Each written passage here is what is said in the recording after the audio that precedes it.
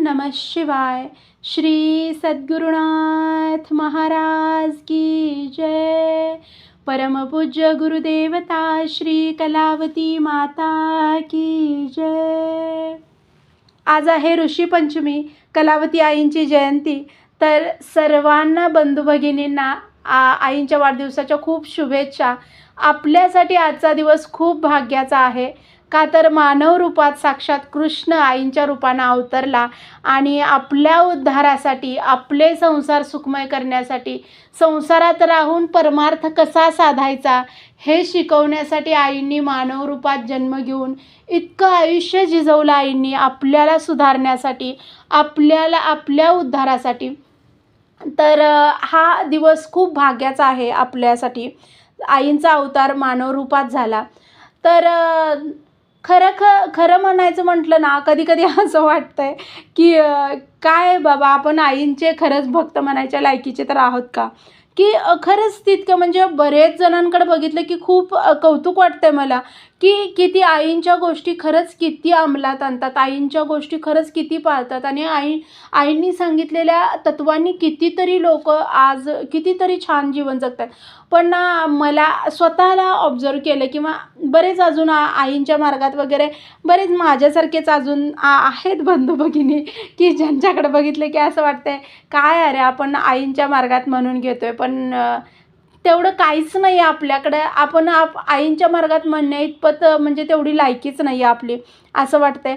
तर आईंकडेच आज प्रार्थना करायची आहे मला, की माझ्यासाठी किंवा माझ्यासारखे अजून कोण असतील असे बंधू भगिनी, तर त्यांच्यासाठी मला आईंकडे प्रार्थना करायची आहे की खरंच आम्हाला अशी जीवन जगण्याची बुद्धी द्या किंवा असं जीवन जगण्याचा आज आम्हाला आशीर्वाद द्या की तुम्हाला तिथं आनंद वाटेल, तुम्हाला आनंद वाटेल की आमचं जीवन तुमच्या पद्धतीनं ज्यावेळेला आम्ही अंमलात आणू किंवा आमचं जीवन तुम्ही जसं सांगितलं आहे तसं आम्ही घडवायला लागू, त्यावेळेला म्हणजे तुम्हाला आनंद होईल आणि तुम्हाला आनंद होईल असं आमच्याकडनं करून घ्या. हीच आईंच्या चरणी आजच्या दिवशी प्रार्थना आहे.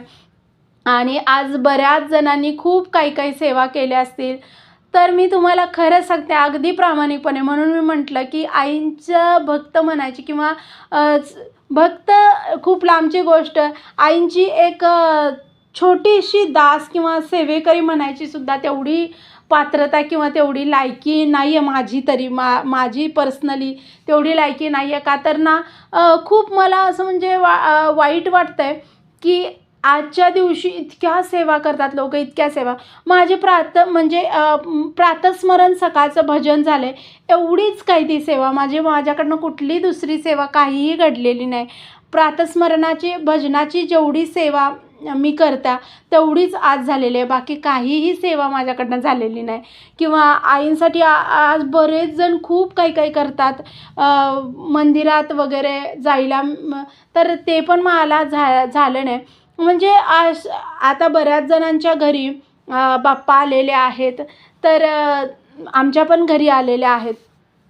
तर त्या बाप्पांचं करणं ते पण खूप लांब, पण आपली जी कामं म्हणतोय आपण किंवा संसारासाठी किंवा हे संसार चालवण्यासाठी, पैसा मिळवण्यासाठी जी कामं हातात घेतलेली असतात, त्याच्या मागं आपण इतकं पळत असतोय ना की आपल्या गुरूंसाठी, की ज्यांनी आपलं हे सगळं तेच चालवतात, पण जे आपण हातात घेतलं आहे त्या तरी गोष्टी आपल्याला कराव्याच लागतात. आणि त्यामुळं तेवढा वेळ आपल्याला बरंच वाटतंय की आपण आज आईंच्या मंदिरात जावं, तिथं सेवा करावी, तिथं हे करावं ते करावं, पण नाही होत त्या गोष्टी. आणि त्यामुळं खूप वाईट पण वाटतंय की बऱ्याच जणांकडे बघितल्यावर की किती लवकर उठून जातात मंदिरात, तिथं सेवा करतात. कोण टाळ सेवा करतंय, कोण भजन सेवा करतंय, प्राथमिक सेवा करतंय, वेगवेगळ्या प्रकारच्या सेवा करतात. पण तशा कुठल्याही प्रकारची मंदिरात जाऊन कुठलीही सेवा माझ्याकडनं झाली नाही. प्रातस्मरणाची सकाळची जी सेवा असते तेवढीच मी केली. मग खूप वाईट पण वाटतंय अशा वेळेला की नाही बाबा आपण करू शकत. पण आईंनी ना त्यांना आवडेल अशी जे पण काही तोडकी मोडकी थोडीशी घडते घडताना, तर ती आईंना आवडेल अशी आईंनी करून घ्यावी. आजच्या दिवशी ना मला हेच मागणं आहे की जी पण सेवा करेन किंवा करून घेत आहे, थोडीशी तोडकी मोडकी काय थोडीशी जी सेवा आहे ना, ती आईंना आवडेल अशी घडावी सेवा. असं नाही व्हावं की आईंना ती सेवा आवडणार. बाकी मग मला स्वतःला वाटलं की काहीच माझ्याकडनं सेवा घडत नाही किंवा मला मला नाही काय करता आलं आई आज, असं जरी मला वाटलं, पण आईंना वाटलं की तू जे थोडंसं केलेस ते माझ्यापर्यंत पोहोचले, हे झालं ना तर खूप आयुष्याचं सार्थक झालं. का तर आज सकाळपासून खरंच मला इतकं वाईट वाटलं की आज खरंच एवढा मोठा दिवस, पण आईंच्यासाठी काहीच नाही करता आलं. ती प्रातस्मरणाची सेवा सकाळची सोडली तर काहीच मला करता नाही आलं आईंसाठी. आणि म्हणजे जवळ मंदिर आहे, पण आपण तिथं जाऊन काहीतरी करावं, तिथं खूप छान काहीतरी करावं, काहीतरी छान कार्यक्रम आईंचा करावा. खरं खूप दिवसापासून माझी इच्छा आहे की घरी आईंच्या वाढदिवसादिवशी मोठा कार्यक्रम असावा आपल्या घरी. काहीतरी मोठं भजनाचा कार्यक्रम ठेवावा घरी आणि एक टाईम तरी भजनाचा कार्यक्रम ठेवावा, खूप महाप्रसाद आपल्या घरी वगैरे. ह्या गोष्टी खरंच मला खूप आधीपासून वाटतात, पण आज तागायत कधीच नाही असं झालं. काहीतरी माझे मागचे असतील वाईट कर्म किंवा हे, की त्या गोष्टी नाही मला करता आल्या, आज तागायत मला नाही करता आल्या. पण मला खरंच ना खूप दिवसापासून असं वाटतं आहे की आईंच्या वाढदिवसादिवशी घरी भजन असावं आपल्या. खूप म्हणजे आपण काहीतरी आपल्याकडून दानधर्म घडावा, म्हणजे काहीतरी अन्नदान घडावं, काहीतरी वस्त्रदान घडावं, असं खूप खरंच मला खूप वर्षापासून वाटतं आहे ते. पण काहीतरी आपण म्हणतो आहे ना, आपले मागचे भोग किंवा मागचे आपले काहीतरी कर्म असे असतात की अशा गोष्टी घडणं सहजासहजी शक्य नाही आहे. तेवढी कुवत किंवा तेवढी लायकी, तेवढी पात्रता नाही आहे, म्हणून तर आज तागायत आईंनी ती गोष्ट म्हणजे आपल्याकरवी नाही घडवून आणलेली, हे माझ्या लक्षात येतं आहे. आणि मला माहिती आहे त्या गोष्टी घडण्यासाठी खूप पुण्याची जोड असायला लागतं, तर ती नाही आहे, त्यामुळं झालेलं नाही आहे आजपर्यंत कधी तसं. पण ज्या पण बंधू-भगिनींकडनं आज खूप छान सेवा झाल्यात, खूप छान. तर आईंची कृपा त्यांच्यावर अशीच राहो आणि आमच्यासारख्या लोकांकडून सुद्धा आईंनी त्यांना आवडेल अशी सेवा करून घ्यावी आईंनी. ही आईंच्या चरणी प्रार्थना आहे. आणि आईंच्या मार्गात आलेल्या प्रत्येक आईंच्या म्हणजे आईंनी असं कधीच नाही म्हटलं की ह्या मार्गात आलेलेच, म्हणजे सगळेच गुरूंचं हेच सांगणं आहे की गुरु मार्गात आलं ना तर उद्धार हा नक्की आहेच. मग तो खूप सेवा करणाऱ्यांचा तर आहेच आहे, पण आमच्यासारख्या तोडकी मोडकी सेवा करणाऱ्यांचा सुद्धा उद्धार आई केल्याशिवाय राहणार नाहीत, हे नक्की आहे.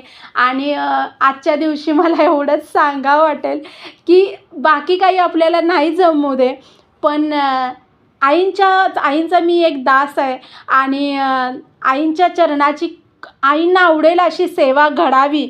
आई तुमच्या ना चरणाची एक थोडीशी म्हणजे नखा एवढी जरी सेवा करता आली ना तरी ते आमच्यासाठी भाग्याचं आहे.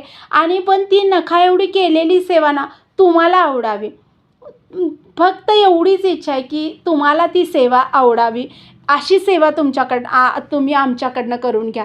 बाकी काही नाही. खूप जास्त खूप म्हणजे पुण्यवान आत्मा म्हणून असं जरी नाही जमलं जगायला, तरी जी पण सेवा मी करतोय ना ती तुमच्यापर्यंत पोचावी, तुम्हाला आवडावी, एवढीच सेवा आमच्याकडनं करून घ्या, एवढीच आईंच्या चरणी प्रार्थना आहे. आणि संसारात राहून परमार्थ साधायची तुम्ही जी कला शिकवलेली आहे ती आत्मसात करायची बुद्धी द्या. आणि आमच्याकडनं तुमची सेवा मरेपर्यंत, अखेरच्या श्वासापर्यंत तुमचं नाम आणि तुमची सेवा आमच्या सगळ्यांकडनं करून घ्या, ही आईंच्या चरणी प्रार्थना आहे. आजचा दिवस सगळ्यांना शुभ जाणारच.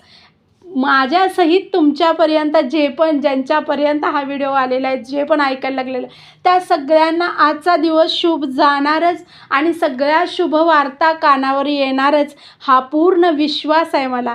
आणि आजचा दिवस शुभ जावो ही म्हणायची फक्त एक हे आहे, प्रथा आहे, पण आजचा दिवस शुभ जाणारच. का तर माझ्या माऊलीचं अवतरण झालेलं आहे, तर तो दिवस आहे. तर तो दिवस कधीच कुणाला अशुभ होणारच नाही, तो दिवस शुभच असणार. तर आईंच्या चरणी हीच परत एकदा प्रार्थना, की तुम्हाला आवडेल अशी सेवा करून घ्या. बाकी कुठल्याही गोष्टी मग आम्हाला करायला लागत नाहीत. बाकी सगळ्या गोष्टी तुम्हीच आमच्या म्हणजे सुखावह अशा सगळ्या गोष्टी तुम्ही करून घेताय.